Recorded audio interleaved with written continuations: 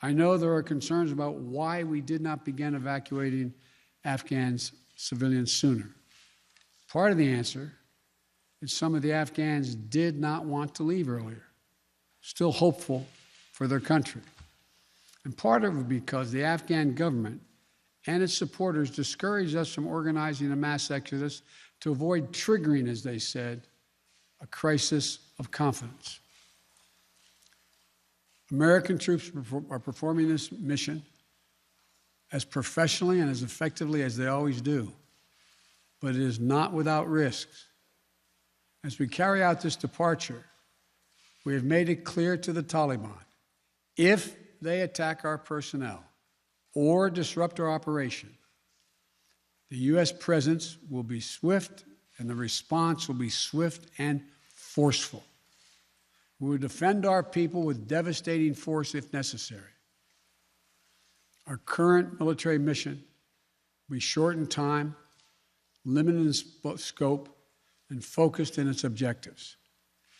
Get our people and our allies as safely as quickly as possible. And once we have completed this mission, we will conclude our military withdrawal. We will end America's longest war after 20 long years of bloodshed. The events we're seeing now are sadly proof that no amount of military force would ever deliver a stable, united, secure Afghanistan, as known in history as the graveyard of empires. What's happening now could just as easily happen 5 years ago or 15 years in the future. We have to be honest. Our mission in Afghanistan has taken many missteps, made many missteps over the past 2 decades. I'm now the 4th American president to preside over war in Afghanistan, 2 Democrats and 2 Republicans. I will not pass this responsibility on to a 5th president. I will not mislead the American people by claiming that just a little more time in Afghanistan will make all the difference. Nor will I shrink from my share of responsibility for where we are today and how we must move forward from here. I am President of the United States of America, and the buck stops with me. I'm deeply saddened by the facts we now face, but I do not regret my decision to end America's warfighting in Afghanistan and maintain a laser focus on our counterterrorism missions there and other parts of the world. Our mission to degrade the terrorist threat of al-Qaeda in Afghanistan and kill Osama bin Laden was a success. Our decades-long effort to overcome centuries of history and permanently change and remake Afghanistan was not, and I wrote and believed it never could be.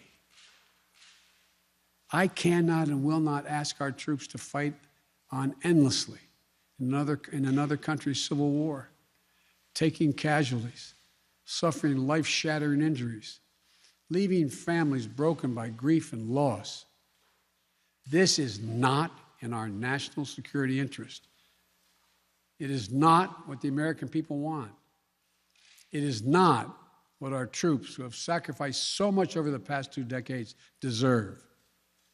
I made a commitment to the American people when I ran for president that I would bring America's military involvement in Afghanistan to an end. While it's been hard and messy, and yes, far from perfect, I've honored that commitment.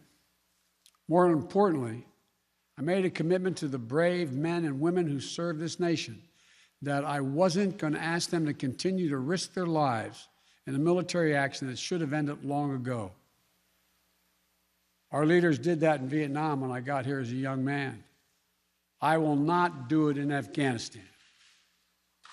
I know my decision will be criticized, but I would rather take all that criticism than pass this decision on to another president of the United States, yet another one, a 5th one, because it's the right one, it's the right decision for our people, the right one for our brave service members who risk their lives serving our nation, and it's the right one for America.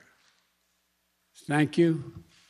May God protect our troops, our diplomats, and all brave Americans serving in harm's way. Mr.